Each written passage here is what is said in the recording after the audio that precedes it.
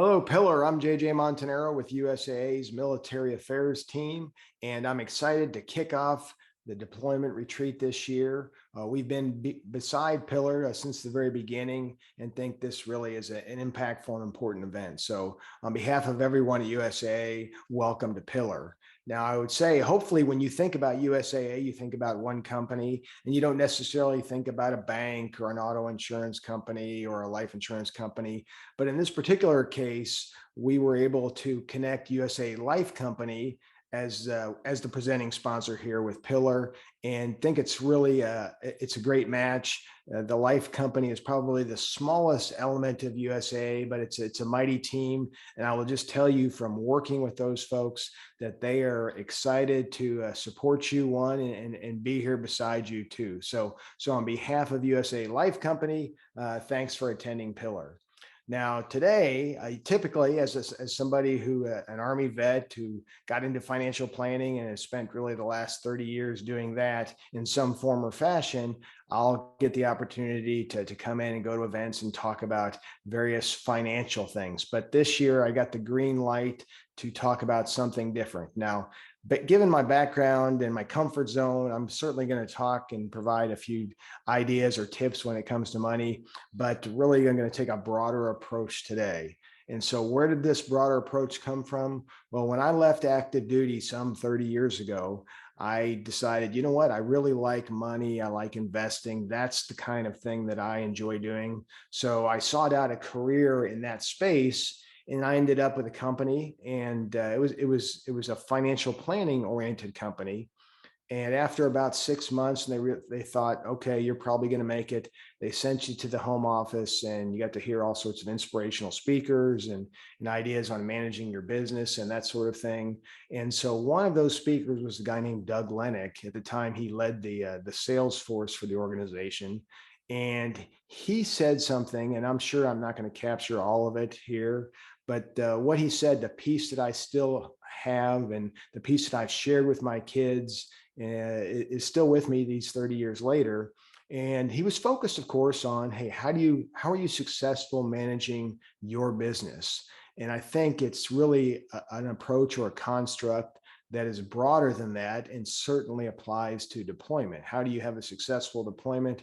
Well, there are a lot of different ways you could measure that. But in this particular case, I'm going to use that construct and kind of talk you through it and give you an idea of, again, one perspective, not necessarily just having to do with finances and not necessarily just having to do with deployment, but really how you approach your everyday life. And the idea being that if you were to divide things up, all the things we do, that from morning till night till dusk, to dusk to dawn, what have you, you could divide them into essentially three different buckets. And the first bucket would be the things that you can control. So you own them, you can make sure they happen or they don't happen, or it's all on you. There's an element of control there. The second bucket would be things that you influence. So maybe you don't exactly control them, but with a little push, a little pull, a little bit of coaxing, you can make those things a reality, or at least have an impact on what the outcome is. So that's the second bucket. And then the third bucket would be the things that you neither control nor influence. And his perspective as it applied to business ownership is by gosh, you've really got to spend the vast majority of your time on that first bucket, the things that you can control. And I think that really applies on the deployment front as well. So what I came up with, I'll call it the 80-18-2 rule. So 80% of your time, energy, efforts, and when I say energy, I mean emotional energy, physical energy, brain power, 80% of that at least on the things that you can control, 18 on the things that you can influence, and then two, because I'm not I'm a realist. I realize that we're going to worry about things that we can't control. There's going to be some energy expended there. So 2% on the things that you can neither control nor influence. So if you take that approach, you can take that and plug that into, again, a lot of different parts of your life, and I think have a positive impact. I mean, when I think about my kids and the lessons that we've shared with them over the years, I always talk about, hey, my kids know one phrase from financial planning. It's the idea of spend less than you earn and save some to boot. And they truly could, if you met them on the street and asked them, that's the one thing they would take from it. But this bucket concept is also something that we've tried to instill in them, just because we can waste a lot of energy and emotion and really get drained focusing on things out in that third bucket, when in reality, we'd probably be better served to focus up on those things that we do control. So being a financial planner, I'm going to have to go through and give you a few examples, just because that's who I am. I know Sean Scaturo, my colleague over at USA, has got some great sessions set up. He's going to talk specifically about various elements of life insurance, but I can't get away without at least talking a little bit of money. So let me do that. So let's look at a couple examples of how that three bucket concept might work for you. And I will start, because they are the presenting sponsor, with a life insurance example. So let's talk about your life insurance. So as a military spouse, you may not earn income outside the house. And this is really one of those gaps as a financial planner over the years that I see most often. Because you don't earn income doesn't necessarily, and probably doesn't mean, that you don't have some serious economic value for your family. And so, hey, guess what that means? Probably it would make sense for you to have some amount of life insurance to protect the ones that you love. Just as the wage earner in the family would have it, so would the spouse that maybe is not at this particular moment earning wages. So that let's take that and talk about it in the concept of those three buckets.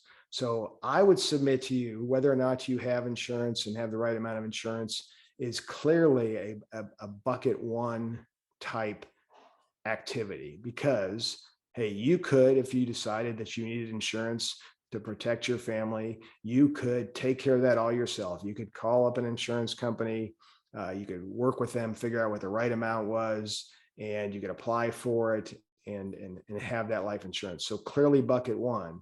But there is an element of bucket two and bucket three if we continue to talk about life insurance. So what about life insurance on your spouse?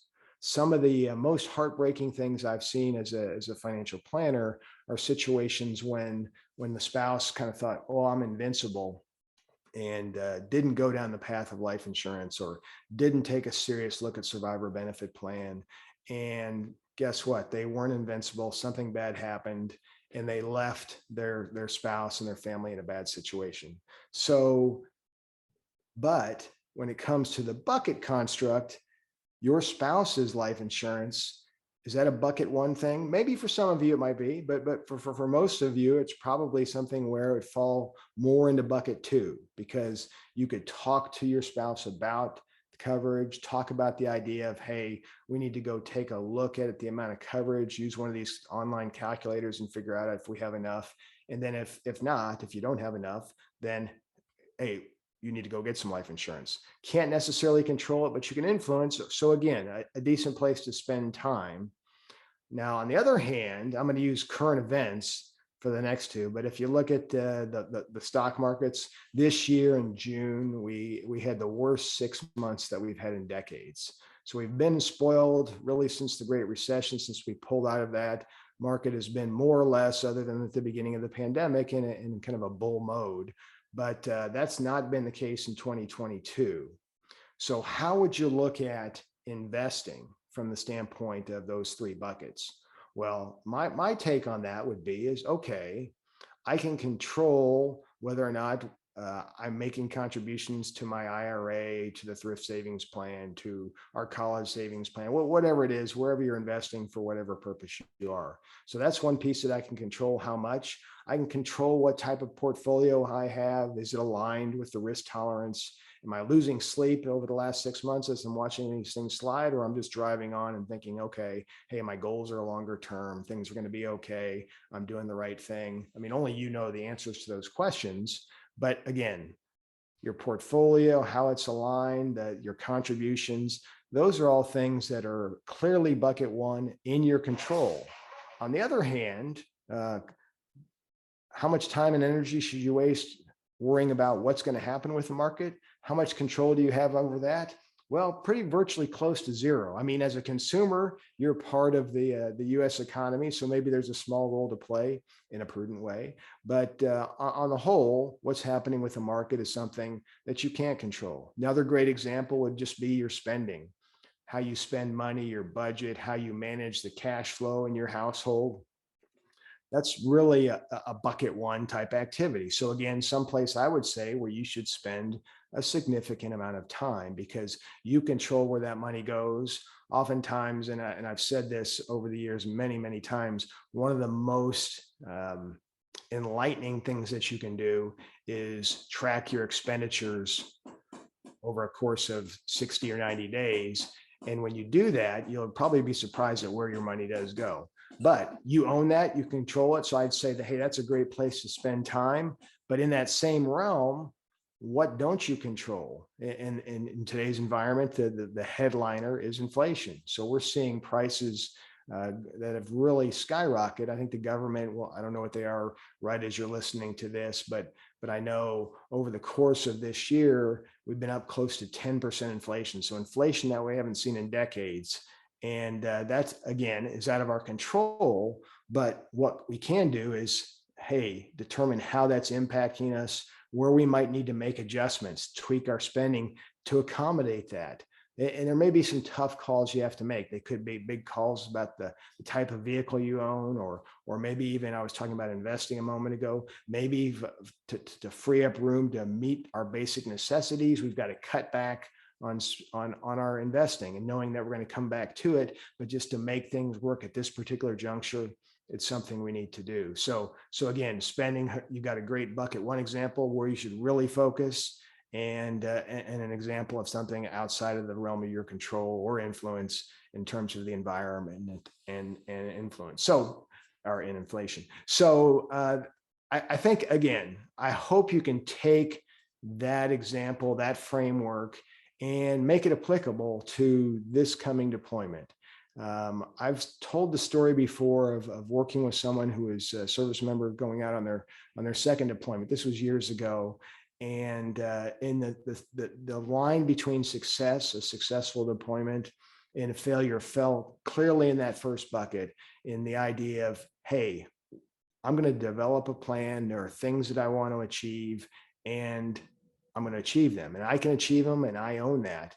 And I think when you look at a deployment from whatever aspect you're looking at it, focusing on those first bucket type items, activities, is going to be the key to success. And one of the things I really like about Pillar is that you're going to hear from some amazing speakers this weekend. You're going to get some great ideas. And if you use this framework, you'll probably see that most of the type of things that they're going to have you focusing on are things that you can control, and that can help you have a more successful deployment.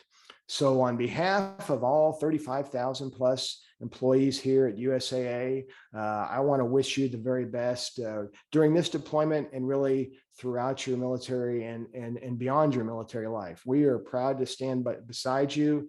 This is a great example of our advocacy in the community.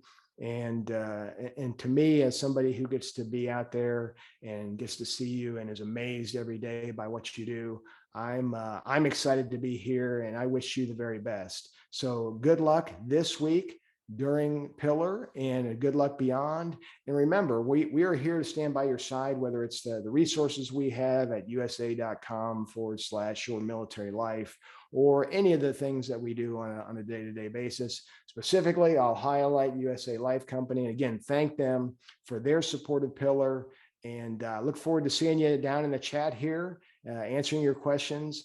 And again, look forward to connecting with you out in person there. It's so exciting for me personally to be back out in the field and getting to interact and see military spouses around the globe. So it's all good. So wish you the very best, and enjoy Pillar. Take care.